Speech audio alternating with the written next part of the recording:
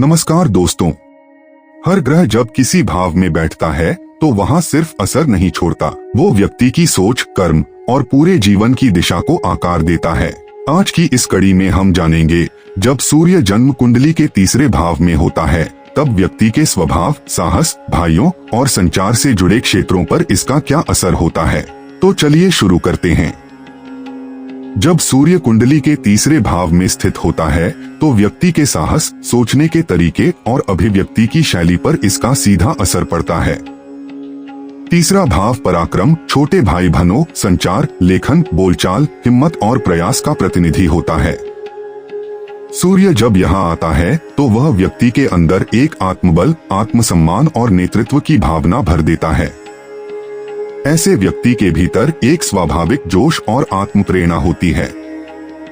यह लोग अपनी बात को बड़ी स्पष्टता से कहते हैं और कई बार अपनी बात मनवाने की आदत भी इनमें होती है। इनकी वाणी में असर होता है, चाहे वह लेखन करें, बोले या प्रदर्शन करें। ये लोग किसी भी क्षेत्र में नेतृत्व की भूमिका निभा सकते हैं, जहां बोलना, लिखना या पब्लिक के सामने आना हो, जैसे मीडिया, प्रशासन, राजनीति या शिक्षा। सूर्य जब तीसरे घर में होता है तो यह दर्शाता है कि व्यक्ति आत्मनिर्भर है और अपने प्रयासों पर भरोसा करता है। ये लोग किस्मत से ज्यादा मेहनत में विश्वास रखते हैं। लेकिन अगर सूर्य पीड़ित है या नीच का हो तो यह आत्मविश्वास घमंड में बदल सकता है और व्यक्ति अपनी बात थोपने लगता है। ऐसे लोग दूसरों की राय को आसानी से स्वीकार नहीं करते और कभी कभी रिश्तों में दूरी भी आ जाती है, खासकर भाइयों से। तीसरा भाव भाइयों और बहनों का भी होता है। सूर्य यहाँ होने पर यदि शुभ स्थिति में है तो बड़े भाई जैसे गाइड मिल सकते हैं या भाई बहनों से सहयोग प्राप्त होता है।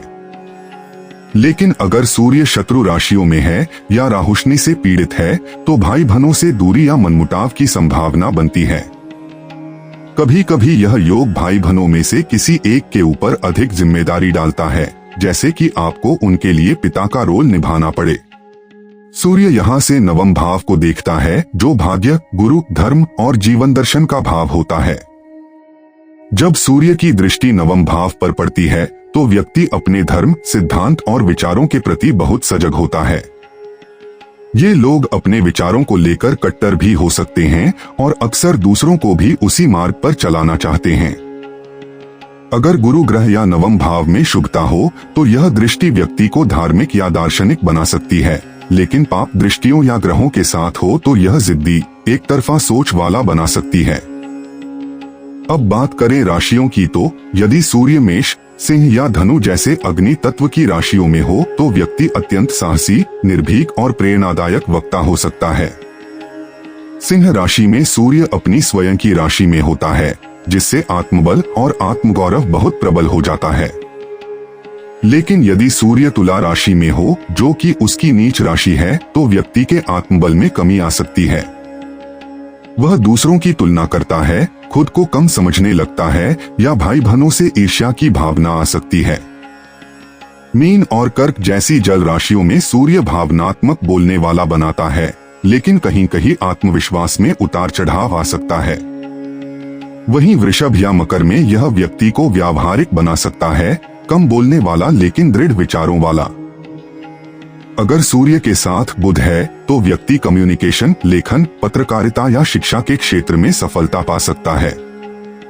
लेकिन अगर राहु, शनि या केतु का प्रभाव है तो आत्माभिव्यक्ति में रुकावट आती है या व्यक्ति अत्यधिक जिद्दी, रूखा और एकांगी सोच वाला हो सकता है।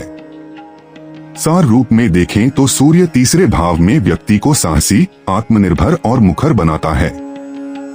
लेकिन इसके साथ संयम, सहिष्णुता और संतुलन जरूरी है, नहीं तो यही तेज दूसरों को चुभने लगता है। तो यह थी सूर्य की तीसरे भाव में बैठने की गहराई से जुड़ी कहानी, जहां वह हिम्मत, सोच और बोलचाल को ऊर्जा देता है, लेकिन साथ ही यह ध्यान भी दिलाता है कि हर तेज को संयम की ढाल में ढालना जरूरी है। अगली वीडियो में जानेंगे, जब सूर्य जन्म कुंडली के चतुर्थ भाव में होता है तब वह हमारे सुख, मन और जड़ों को किस तरह प्रभावित करता है। जुड़े रहिए हमारे साथ इस ज्योतिषीय यात्रा में, क्योंकि हर ग्रह की स्थिति एक नया रहस्य खोलती है आपके जीवन से जुड़ा हुआ। वीडियो पसंद आए तो लाइक करें, शेयर करें और चैनल को सब्सक्राइब करना न भूलें। मिलते हैं अगली कथा में सूर्य की चौथी कहानी के साथ।